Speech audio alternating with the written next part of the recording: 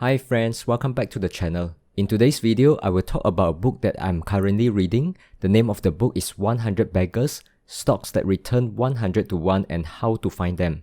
The book is written by Christopher Mayer. I will only cover the materials in the first chapter because I think there are many insights that we can learn from already. I will also relate the insights to my investment philosophy because I think the investment approach is quite aligned with mine. Alright, let's jump into the details. What is this book all about? This book is about 100 beggars. These are the stocks that return 100 for every $1 invested. That means a 10,000 investment turns into a 1 million investment. I will only talk about 3 concepts in this video, namely, buy right and hold on, focus on the business not on the market prices, the advantage of long time horizon. Buy right and hold on. Before Christopher Mayer wrote the 100 Beggars book, there was another book named 100 to 1 in Stock Market. A distinguished security analyst tells how to make more of your investment opportunities. The author, Thomas Phelps, conducted a fascinating study on stocks that return 100 for every $1 invested. Phelps found hundreds of such stocks, bunches available in any single year that you could have bought and enjoy a 100 to 1 return on if you had just held on. The last phrase that I just mentioned, if you had just held on, is extremely important. The key is not just finding those stocks that has the potential, but also keeping them. His basic conclusion can be summed up in the phrase, buy right and hold on. This year, one of the most popular terms is diamond hands, as popularized by Wall Street Bets. This phrase is common in the crypto community as the crypto asset is extremely volatile and investors really have to have high convictions on the crypto assets in order to weather through the volatility of the prices. In the stock market, investor needs to have diamond hands in order not to panic sell during the market crash. Staying cool during such period is really not easy. If you look around, you will notice that many investors sold out their shares during period like COVID crash or hold excessive amount of cash throughout the pandemic period. However, what is equally hard is to hold on to your shares after it has run up significantly. I can share with you my personal experience with my Tesla holding. I first bought 3 Tesla shares in January 2020 at the price of $501. Then I added 2 more shares at the price of $1,097.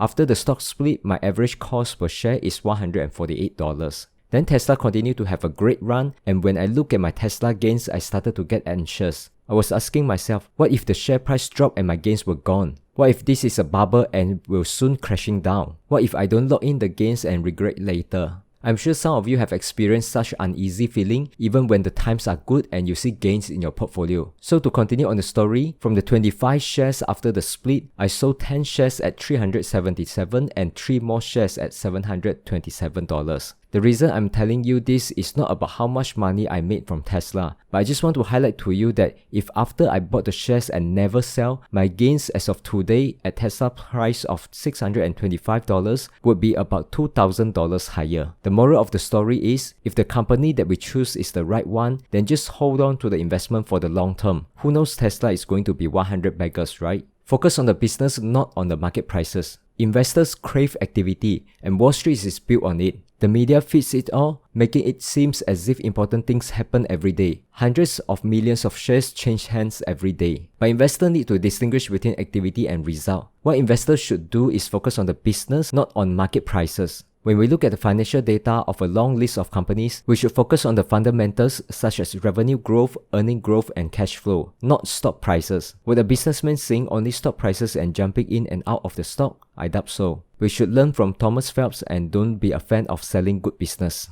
Phelps also stands against market timing. He predicted various bear markets in his career, yet he said he would have been much better off if instead of correctly forecasting a bear market, he had focused his attention on finding stocks that would have turned 10,000 into $1 million. The advantage of long time horizon. When I first heard of the book, the first impression is that this book would talk about growth stocks and how they successfully increase their sales, earnings by 100 times, hence their share price also appreciate accordingly. You know, with so many YouTubers that keep hyping about the stocks that has 3x, 5x, 10x potential, looking at the title of the book somehow give me a bad impression. What I wanted to promote is a proper investment philosophy that look at companies' fundamental and not searching for hype stocks that may shoot up 3x or 5x within short period of time. So back to this book, 100x, this is even more hype than 3x or 5x, right? Actually not. Of course, the author talked about the investment that goes up by 100x, but the key behind such growth is long period of compounding. Let me show you the formula of compounding. The growth of our capital is basically 1 plus rate of return power n. We often focus a lot on the rate of returns and neglect the length of the compounding. This table is presented in the book. If you can find an investment that can compound at 14%, it will take 35 years for the investment to 100x. Okay, 35 years is not short, but if you are below 40 years old, I would say your investment horizon is definitely longer than 35 years. And 14% return is not something that is unreasonable given that the average long-term return of the S&P 500 is already around 10%. The company only need to perform slightly better than the average to have a 14% return. Of course, if the company is doing very well and able to compound at a higher rate, say at 26% or even 36% per year, the time required is considerably shorter at 20 years and 15 years respectively. So remember, first we need to spot the good companies. Second, we just need to keep holding on to them and avoid trading in and out. If you are skeptical if there are many companies that are able to compound and return 100x, here I'm sharing with you the top 30 stocks over the last 30 years computed by Charlie Bilello as of November 2020.